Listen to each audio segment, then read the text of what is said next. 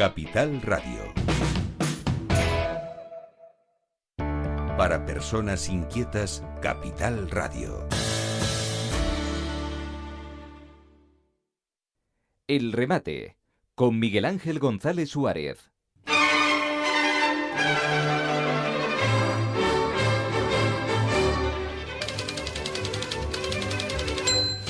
Bueno, ya tenemos con nosotros aquí en el estudio número 2 de la 10 Capital Radio a Hugo Luengo. Hugo, buenos días. Buenos días, aquí estamos de nuevo como todos los miércoles. Bueno, ahí tienes documentación para desarrollar ampliamente hoy, ¿no?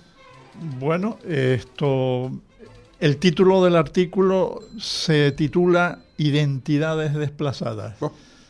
Y no porque vayamos a hablar hoy de política, que también sería un tema estupendo para hablar de ese tema. Acércate el micrófono más, Hugo. Sí, ahí, perfecto. Que sería un tema estupendo para hablar de ese tema, pero me voy a centrar en dos temas que no tienen nada que ver con la política, que es por un lado la institución de la familia en Europa, hoy día un trauma, ya lo hemos venido hablando por otras razones aquí, y luego un caso singular del cual daré explicación al final de esta charla de hoy, también de identidades desplazadas, que es la naturaleza del gemelo homocigótico. Cuéntame eso, ¿qué es? La naturaleza del gemelo homocigótico. ¿Sabes lo que son los gemelos homocigóticos? No. Cuéntame ver. Aquellos que parten, digamos, del mismo óvulo. Ajá. Por lo cual siempre son del mismo género y tienen un notable, el mismo ADN y un notable parecido físico. Cosa muy distinta del gemelo normal heterocigótico, que son los de doble placenta. Puede ser de distinto sexo y además físicamente no se parecen en nada, porque de hecho es como si fuesen dos hijos distintos. Ajá. Y bueno, lo decía porque tanto el hijo hoy en día, que es hijo único, curiosamente en Europa, porque bueno, mi caso no es ese. Ni el mío tampoco, pero esas familias no existen, porque yo vengo de una familia de 10 hermanos, o sea difícil es ver hoy una familia de este tipo. Y en ambos casos, digamos, los identifico como identidades desplazadas, porque los dos sufren los problemas de lo que hoy vamos a hablar. Y empiezo refiriéndome al drama de la institución familiar en Europa, donde al año nacen, concretamente en España, 320.000 personas, cuando precisaríamos 440.000 personas al año para mantener la natalidad. O sea que tenemos un déficit de 120.000 nacimientos al año. Y el año 25, por referirnos a lo inmediato, tuvimos en España 175.000 matrimonios. Hay un dato que a mí me pareció relevante, que realmente de todos esos, solo el 4% es del mismo sexo. Hemos dado a ese asunto un campo tremendo, cuando realmente matrimonios en España hoy del mismo sexo solo son el 4%. Se producen 83.000 divorcios y dato fundamental, con matrimonios que hoy solo duran una media de 16 años. ¡Qué drama! Una media, me parece hasta mucho. No, la media, me parece hasta mucho. Yo solo he tenido un matrimonio y después de casi 50 años sigo felizmente casado, pero hoy curiosamente eso es más. Eso es raro, eso es raro. Y luego otro dato que me pareció relevante es que a partir del año 2010 en España ya tenemos más muertos que nacimientos. Un drama. Un país, y ese problema lo podemos generalizar a toda Europa, que nacen que mueren más de los que nacen, es que está en retroceso demográfico. Ayer leía, por cierto, una noticia de un pueblo en los alrededores de París, que tiene más de 100 nacionalidades y donde obviamente ya el alcalde ya es marroquí, no puede ser de otra manera, porque las familias europeas, las francesas, están en franco retroceso. Y nos enfrentamos por eso al primer hijo, donde la estadística es dramática, porque las mujeres hoy en España tienen su primero y casi único hijo a los 33 años de media, por los cuales realmente contemplamos el declive demográfico de Europa con una natalidad que produce 3 generaciones al siglo. La generación la marca el nacimiento medio de la natalidad de la mujer, cuando hace casi nada teníamos en el siglo 6 generaciones. La mujer históricamente, y no nos podemos alejar mucho, nos alejamos un siglo, y la edad media, digamos, donde la mujer se quedaba embarazada y daba a luz, estaba en los 16 años. O sea que cada siglo tenía 6 generaciones, cuando hoy son solo 3. Y aquí, digamos, nos enfrentamos con esta situación familiar al desplome, digamos, de la natalidad, como decíamos, con esos niveles de separación familiar, y donde en la separación de los padres se produce el conflicto de la custodia de su único hijo. Custodia que ya es compartida, donde el único hijo se ve desplazado a conformarse con lo que algún sociólogo ha llamado la generación de la maleta, porque con esa custodia... Una semana para un lado, una semana para otro. No, y luego es más dramático, porque muchas veces incluso sus hijos de la maleta llegan a compartir 3 o cuatro residencias, porque por medio están los abuelos, o cuando se van, digamos, o incluso cuando los padres deciden, digamos, ponerles un alquiler y dejarles en territorio de nadie. Y bueno, en esa situación se produce el problema de esa identidad que llamábamos desplazado, porque ese hijo único portador de la maleta al final se siente, digamos, siente que no es hijo de nadie, y siente que sus decisiones en general son tomadas por sus progenitores sin que él intervenga en nada. Hay muchos de esos conflictos donde el portador de la maleta, cuando tiene capacidad de decidir por sí, pues acaba decidiendo por uno de los hogares, sea el materno o el paterno, porque allí se siente, digamos, por lo menos menos desplazado, y por lo menos, digamos, su personalidad no es dirigida y decidida por terceros, padres o abuelos, sin que él tenga nada que decir. Eso es uno de los dramas de la sociedad actual, que curiosamente, leyendo el otro día lo que escribía una escritora noruega, Nina Like, digamos, de la España en teoría civilizada, en un libro suyo del 2022 señalaba ¿Dónde están los adultos? Es el título. Y bueno, y hace ahí una crítica, como suelen hacer los nórdicos, tremenda del fenómeno familiar, donde señala que las familias han perdido los conceptos de autoridad, de continuidad y de responsabilidad generacional. No puede ser de otra manera cuando realmente la institución familiar es tan débil que la edad, digamos, de pervivencia media de esas familias es de 16 años. Y curiosamente señala que educados en la libertad individual, la seguridad material, la igualdad y la autonomía, ven de pronto cómo se ha debilitado los vínculos que permitían soportar su vida. En las sociedades, digamos, civilizadas del norte de Europa, la familia ha dejado de tener el papel que ha tenido históricamente, donde era la institución que aseguraba los valores y la natalidad.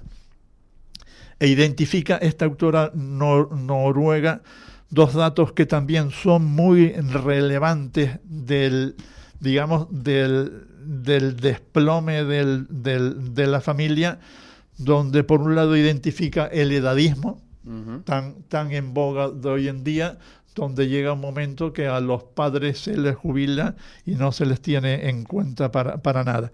Y otro fenómeno que yo además he tenido oportunidad de vivirlo y padecerlo en ámbitos escolares, que es el fenómeno, que es el discurso de la felicidad.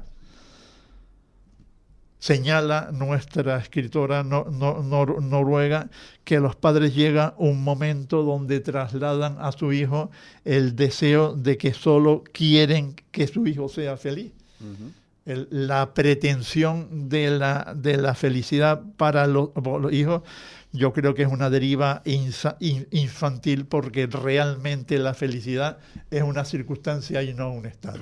Nadie es feliz porque sí, y nadie es feliz siempre o nunca, porque, digamos, tienes que estar plegado a los avatares de la vida, donde obviamente el esfuerzo y el sacrificio están precisamente en la base de tu formación y en la base incluso de la supervivencia de una estructura tan esencial en Europa que desaparece como es la estructura familiar.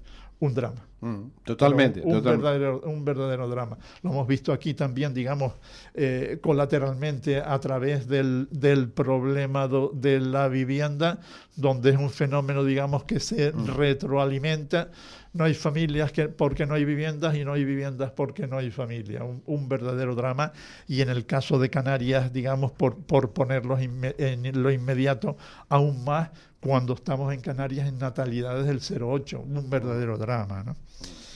Y luego, en segundo lugar, como te señalaba, en el fenómeno de las identidades desplazadas, analizaba la identidad también de los gemelos homocigóticos, que, como te decía, son los que comparten ADN, concebidos en la misma placenta, tienen el mismo grupo sanguíneo y un notable parecido físico, que no tiene nada que ver con los heterocigóticos, que son los de doble placenta, donde es un fenómeno natural, donde de hecho es como si la madre hubiese tenido dos partos diferentes. Y bueno, y representan solamente, que también analicé ese dato, entre el 2 y el 2,5% de los partos actuales. O sea, es una pequeña representación de la muestra. Y digo aquí que se pasan la vida reforzando su identidad consigo mismos, ellos, con sus padres y con los compañeros de colegio. Y analizo dos clásicos para los gemelos homocigóticos, que son el juego del nombre y el juego del vestido. Cuéntame a ver qué es eso. Con el juego del nombre se los despersonaliza, porque normalmente el gemelo homocigótico se ve toda la vida, digamos, sometido a que por todos lados lo llamen con el nombre doble de los dos gemelos. Primero por confundirlos a ellos, y segundo porque muchas veces no es capaz de asignarle a la persona concreta el nombre adecuado, el nombre que le corresponde. Y bueno, ese fenómeno del doble juego produce un fenómeno de despersonalización, como el mismo juego del vestido, donde tradicionalmente la ropa, al gemelo se le despersonalizaba vistiéndole toda la vida con el mismo vestido doble. Y el vestido doble quiere decir que visten con la misma ropa, con la misma otro. Ropa, sí. Toda la vida. Sí. Antes posiblemente muchos de esos gemelos vivían toda la vida hasta su mayoría de edad vistiendo por duplicado, cosa, digamos, tremenda. Y un fenómeno aún más dramático de los gemelos homocigóticos es el que tradicionalmente han aplicado las madres. Y digo las madres porque, por supuesto, los padres jamás se ocupaban de ello. Que era el empeño de las madres por aplicarle a sus gemelos las mismas aficiones, ocupaciones y actividades, aunque cada uno de ellos no tuviese el mínimo interés en hacerlo, precisamente porque el gemelo siempre ha ejercido el juego de recuperar su identidad oponiéndose a la identidad de su doble. Un drama, pero así han vivido los gemelos. Y bueno, y señalo en el artículo un tema también muy interesante, una tesis, que es que el gemelo homocigótico se supera a los 50 años. ¿Se supera a los 50 años? Sí, el trauma del gemelo tienes que esperar a los 50 años. Tremendo, ¿eh? Fíjate tú para superarlo. Cuando precisamente a esa edad rentabiliza los juegos cursados de personalidad y asignación de papeles. Tremendo, ¿eh? A partir de esa edad, el gemelo homocigótico es capaz de darle la vuelta al truco y volverlo, digamos, a favor suyo. Y eso se produce. Con su identidad e inteligencia crecida en su experiencia vital, son los gemelos complementarios y suplementarios al tiempo. Y precisamente, digamos, hay muchos que hemos leído. Tengo que decir que yo soy gemelo homocigótico y no cuento esto en segunda persona, sino en primera, porque todos esos fenómenos los puedo contrastar con lo que ha sido mi experiencia vital, donde ya tengo más de 50 años y donde en este momento con mi gemelo homocigótico pues mantengo una relación, yo diría, singular que nos permite ser complementarios y suplementarios al tiempo. Eso es todo una proeza en términos de comportamiento y donde, digamos, vamos ya por la calle. Yo, de hecho, cuando voy por la calle hay muchas veces que me saluda un montón de gente que no conoce, que no lo conozco, claro. Y obviamente ya no me paro y les digo adiós, porque incluso me he visto en la tesitura de haber tenido que sacar el carné de identidad para que el supuesto conocido que no me conocía no me pegara. Que no te pegara. Que no me pegara porque estaba a punto de pegarme pensando precisamente que le estabas tomando el pelo. Que le estaba tomando el pelo porque no lo había reconocido. Vaya rollo, ¿no? Pero bueno, ese es el juego de los gemelos. Pero ¿y qué haces ahora, Hugo? Por ejemplo, ¿te saludan? Saluda. Si voy con prisas, que muchas veces ya vivimos en medio azaroso, a cualquiera que me saluda lo saludo, y hay muchos de los que me saludan que yo no conozco, pero que no me paro a desengañarlo. Ya. Ese precisamente eso me pasó a partir de los 50 años, que es, como te digo, que es cuando se supera el trauma del gemelo homocigótico. A mí me ocurre algo curioso. Hace muchos años, como he trabajado mucho en televisión y en radio, pues la gente te conoce, pero tú no los conoces a ellos, ¿no? Entonces la gente te saluda, hace por saludarte en la calle. Y yo he tomado la decisión hace muchos años que yo saludo a todo el mundo, aunque no los conozca, porque si no, al final uno queda mal, ¿no? En ese sentido, tú también eres un gemelo. Sí. Porque tienes una personalidad en la radio y otra personalidad distinta en la calle.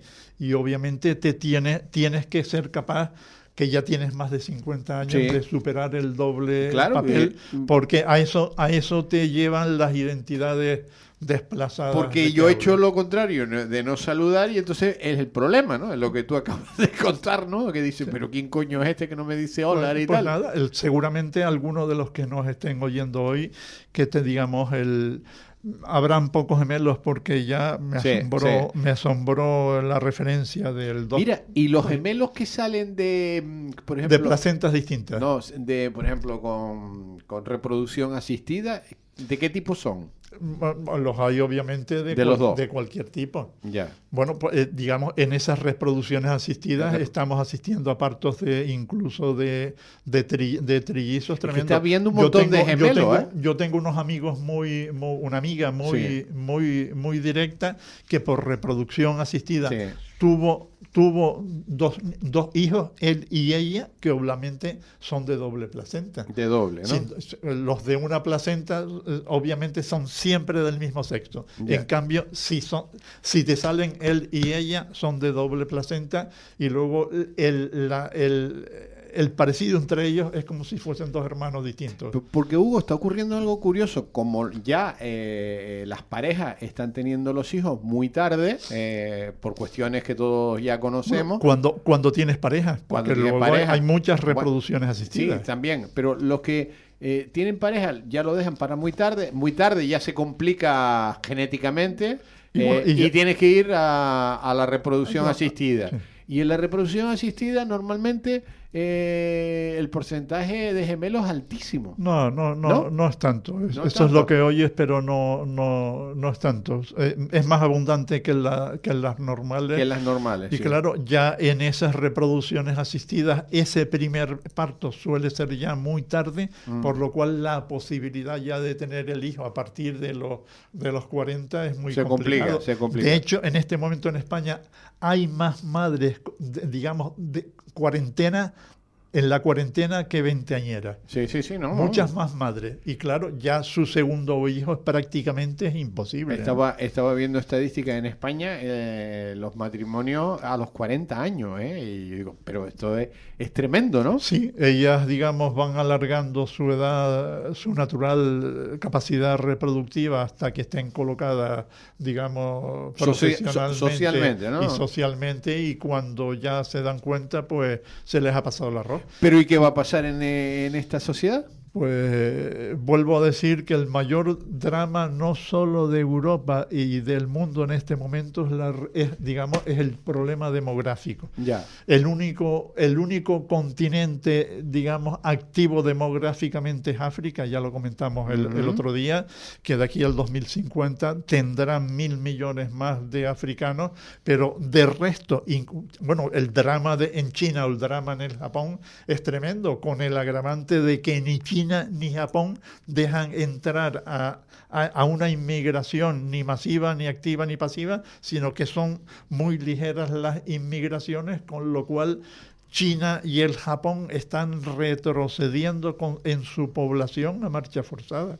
Y China es un drama tremendo. Pero claro, si en nuestra sociedad cada vez tenemos menos hijos, al final lo estamos supliendo con gente que estamos trayendo de fuera, y esa gente que viene de fuera viene con otro tipo de cultura totalmente. Sí. Vamos a generar unos líos sociales tremendos. El problema mayor es que el Islam no es integrable en las sociedades occidentales de democracias liberales. Ese es el gran problema. No funciona, No funciona. O sea, la democracia no tiene nada que ver con la que entendemos nosotros a la que entienden ellos. Sí, es la democracia liberal, la nuestra, la de los países occidentales. Bueno, pues va a haber unos choques tremendo. Ya los hay. El problema que digamos es que revertir el fenómeno es un tema complicadísimo, con políticas de largo recorrido, donde ponerlas en marcha es difícil, y cuando nos demos cuenta, pues la familia como institución social, que es una de las claves para construir la sociedad, no será posible. Ya, pero soluciones no se están tomando ninguna. ¿no? Ni medidas, Ninguna. No hay ningún tipo de... Entre otras que ya lo hemos analizado aquí, el problema de la vivienda. Ya. No se puede consolidar la familia si esas familias no tienen vivienda.